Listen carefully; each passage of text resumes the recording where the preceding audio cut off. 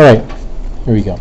So we did this yesterday, example 5 above, right? Who was the first term? 5. Who was the second term? 7. Who was the third term? 9. And who was the fourth term? 11. And all we want us to do is to find the sum. So you add them, and what do you get? 32? Okay. Did we get the first 4 terms of the second example 5? We did? What were they? 1/2,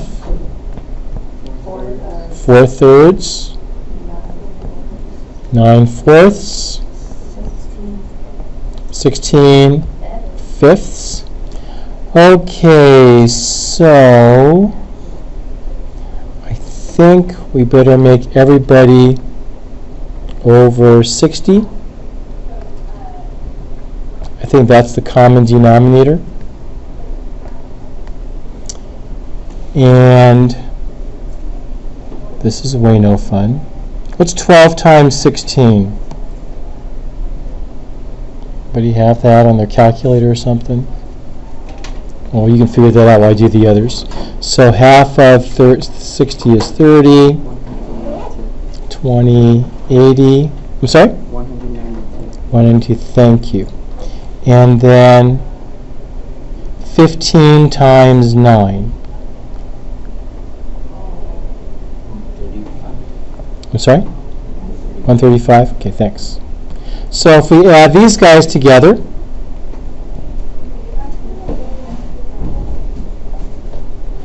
you'll get, let's see, 110, 245, 437, I think. Close enough, maybe, if I'm lucky. All right? And there's a sum. How should we denote this idea? The sum. What letter should we use for sum? S. For a certain number of terms. What have we been using for the number of the term, n? S sub n is going to be the sum of n terms of this sequence. So what should I call each of these? S sub 4. Good. Yeah, because there's how many terms? 4 of them. Oh, down here, S sub 4. So what was the sequence again? What kind of thing was it? It was a list, just a list.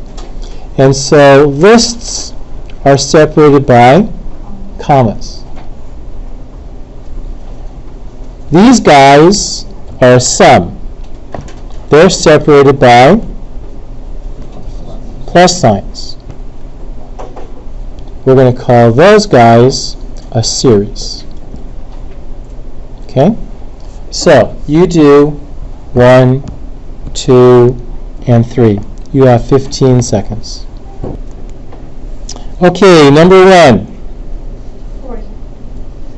Series. Number 2. And this is not that thing that's on dresses. Bad joke, haha.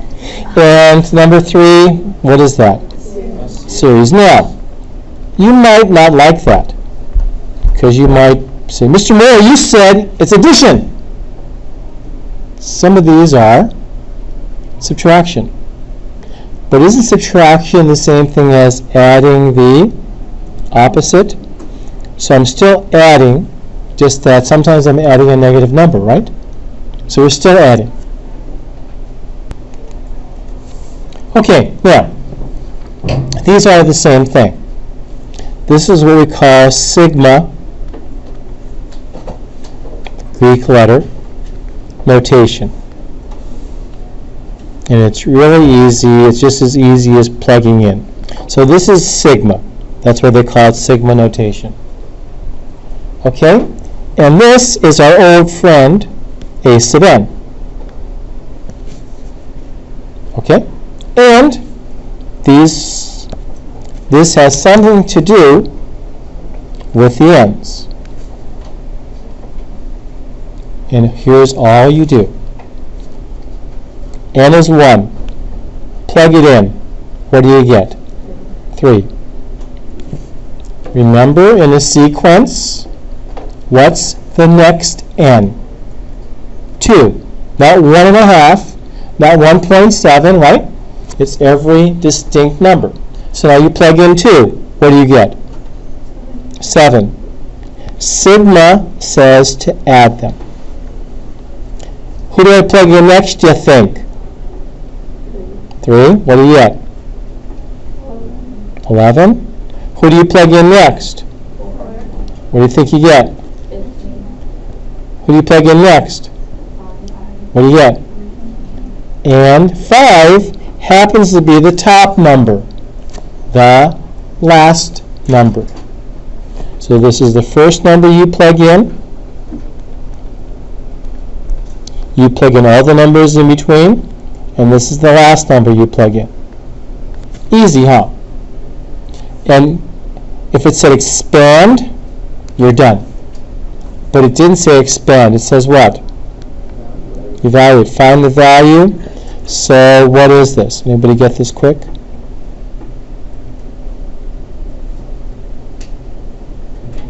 $55? I believe you. Okay. Why don't you and the people around you, if you want to work with them, do the other 4.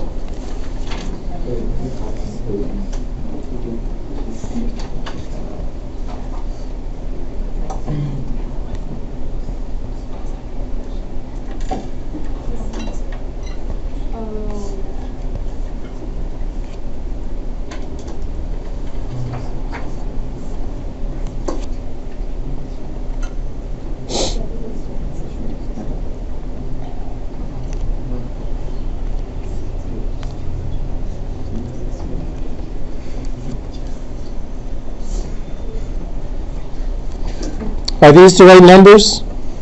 Yeah. What did you get for the answer for 2? 91. Good. 3? 120. 4? 46. 46. And this one? Negative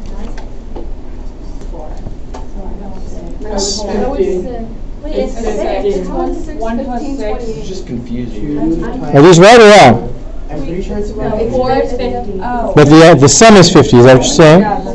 Okay. I believe you.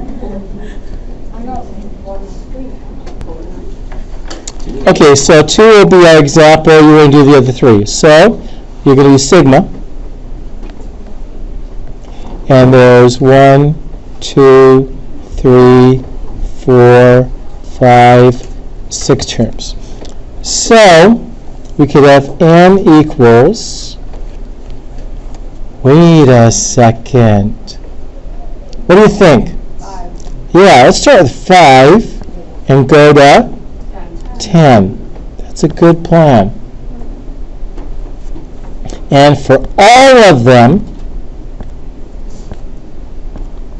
it's going to be what?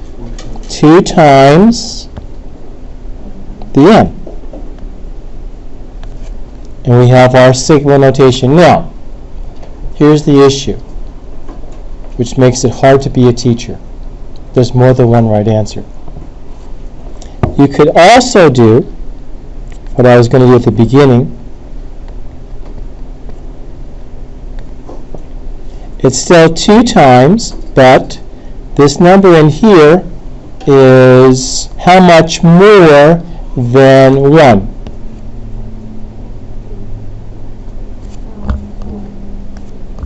Four. So if I have n, which is what? 1, and I add 4, it's now what? 5. The 5 that I want. Then if it's 2, will I get 6? If it's 3, will I get 7? Dot, dot, dot, dot, dot, dot. And so there's no one right answer. So don't feel like you have to be like everybody else. But try these and see what you come up with. The key though is relate the position with the term. Alright, so this is sigma. N equals what? 1 to of n. Now if you want to change the letter to something else, you can. Just be consistent. You're sick of n, use whatever you want to. I don't care. Here we have how many terms? 4, so 1 to 4. And it's always going to be a fraction. Who's always in the bottom? 5. Who's always on top? 4 minus n. Good. How many terms do I have here? 8. So if I start with 1, then the top number is both the last number I plug in and how many terms there are. But if it's not 1, then all bets are off. And who are these guys? N squared. Outstanding. So the calculator can actually do some of these things. If you don't have it with you today, you're going to see that you're going to want to get it soon. Okay? So if you go to math, is that where it is? Actually, where is it? Let's see, how about alpha here? Oh yeah, good. So if I go to alpha and F2, which is the second button, and look what 2 is. Sigma, huh? So if I press 2, look at this. Oh my gosh. So I'm going to use X, and I'm going to start with 5, and it's going to go up to what? 11. And it's going to be X squared subtract 4 and the X variable that I've chosen, add 7. And what is it going to do? Plug in 5, plug in 6, plug in 7, plug in 8, plug in 9, plug in 10, plug in 11, get those numbers and then add them. By the way, let's see how good you are. How many numbers am I plugging in?